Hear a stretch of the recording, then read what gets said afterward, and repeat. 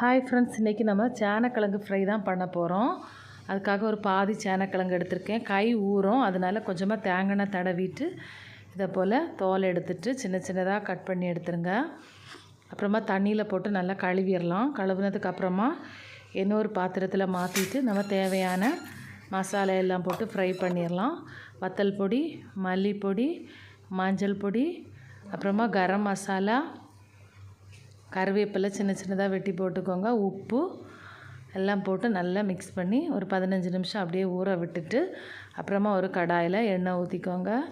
கடுகு கருவேப்பிலை போட்டுட்டு நம்ம மிக்ஸ் பண்ணி வச்சுருக்க அந்த சேனக்கிழங்கை தூக்கி போட்டுடலாம். தண்ணி எதுவுமே ஊற்றாமல் அடி கனம் உள்ள பாத்திரத்தில் வச்சு நம்ம வேக விடணும். அப்போ தான் அடி பிடிக்காது.